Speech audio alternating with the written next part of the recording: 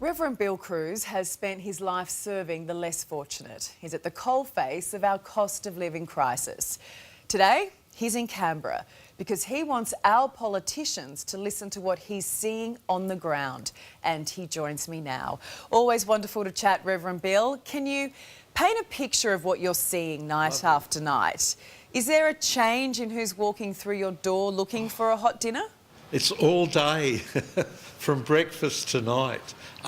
Yes, that there are so many people struggling. Even people who have got jobs can't earn enough money to pay rent and all the other medical bills and all of that. So we've morphed from feeding the homeless to feeding the hungry. So you're talking about people who previously would have walked straight past your front door, now walking in and saying, I need a hand. Oh, every day people come to me and say, I never knew I'd be on this line. I used to walk past and feel sorry for everybody there. Now I'm here and I can't believe I've got here, and thank you for the food. Bill, we've got people writing into us all the time, and we've had families on the show who can't afford their electricity bills. They're choosing between buying medication or turning the heater on. And we know, Bill, it has been cold across most of the country this week.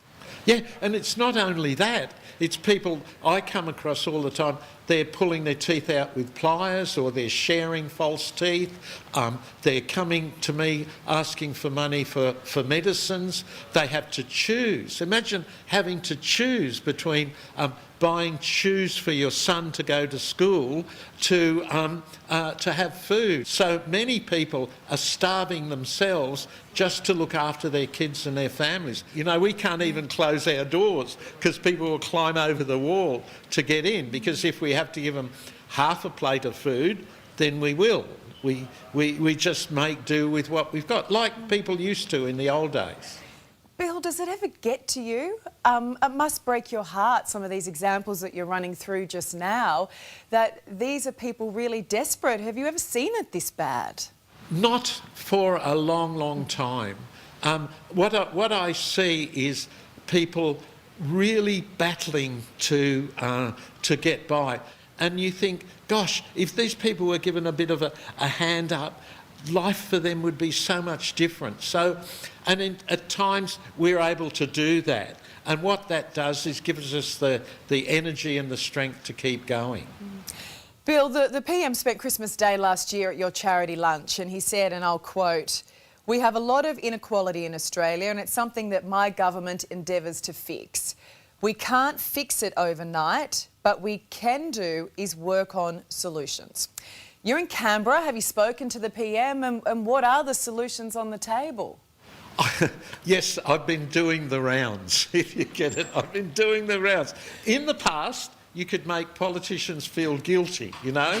Nowadays, they're better equipped for that, and they'll hit back, you know. But what I find is that politicians and politics and governments can only do so much. Much of this has to be done by grassroots people. We can't be selfish anymore, you know. And if the government, because of politics, has to do the tax cuts, then the moral thing for those people getting a tax cut is gifting their tax cuts to charities like mine, because it's up to everybody in this time now to help one another. But Bill, do you honestly think that's going to happen if people get tax cuts, that they will pass it all on to charity? Well, let's make them feel a bit guilty, Ali. Let's make them feel a bit guilty, because there are people who are struggling. For $57 million that one banker got in 1 year, we could feed and provide services for all year for well over 200,000 people. Bill, when we talk about struggling, the average family spending 10 grand a year on groceries. That's up 20% year on year. 15% of what people earn is being spent just getting to work and home each day.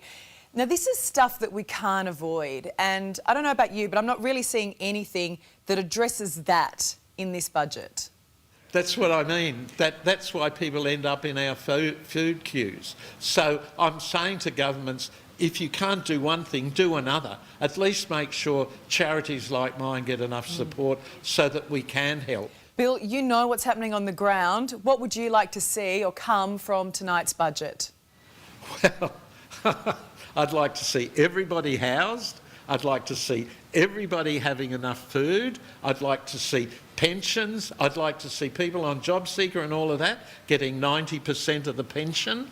I'd like to see all of those sorts of things. Now, some of those things are not politically possible at this stage. We can't leave it all to governments. We've got to accept some responsibility ourselves to help our brothers and sisters. Reverend Bill, you're always a really good barometer of how people are struggling. I hope our politicians are listening to you. I don't know how they can possibly say no to you. Thanks for your time. Thank you, Ali. Well, they say no with great panache, Ali. It's wonderful, isn't it?